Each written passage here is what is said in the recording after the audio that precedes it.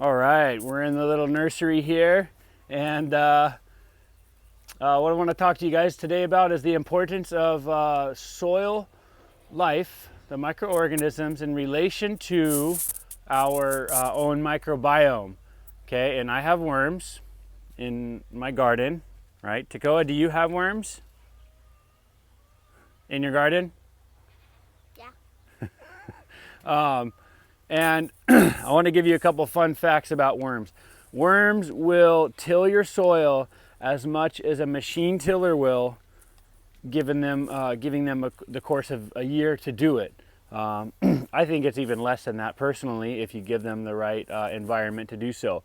That being said, that's one reason to not till, because you get free labor out of it. They actually draw the nutrients all around. But when you till, you destroy their environment and you destroy all the tunnels and everything that they've done, which increases water infiltration and aeration, because as water goes down under soil, it draws air behind it, right? So when we don't have that, when we till and destroy our worms and destroy their whole habitat and everything, your infiltration level might be good at first because your soil is nice and fluffy, but as that compacts over a couple months, your infiltration is terrible, and then you have to wait for the worms to build up again. Everyone's into all these worm varieties, you red wigglers and all this stuff, and what I say is the best worms for your garden is what shows up. Give them the environment, which means give them organic matter, and they will show up. Often when I do tree care, I'll be climbing, I'll be 30, 40 feet up in a tree or higher sometimes, and I'll find a crotch in a tree that has been collecting organic matter over the years, and I'll dig into that organic matter, and under at the very bottom, way up 30, 40 foot in a tree, in that organic matter will be worms. And they don't climb trees, right? So how do they get up there? If there's an environment that is good for them, they will find it. Life finds a way, right? All according to design. They're amazing. So your garden, your trees, everything, if you have the right environment, they will be there.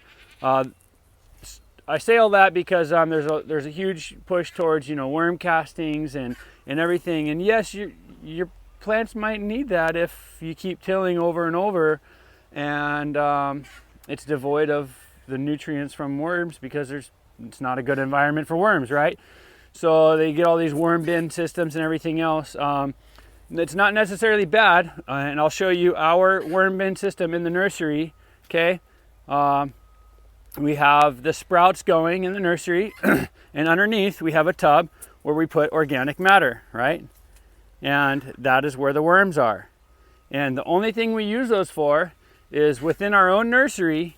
Sometimes you want to start cuttings, stems from other plants, and you start cuttings. They need to start in sterile soil. And after a couple weeks, they'll start to take. And then what you can do is take the worm tea and the worm castings and add that in. And it won't rot out your cutting, right?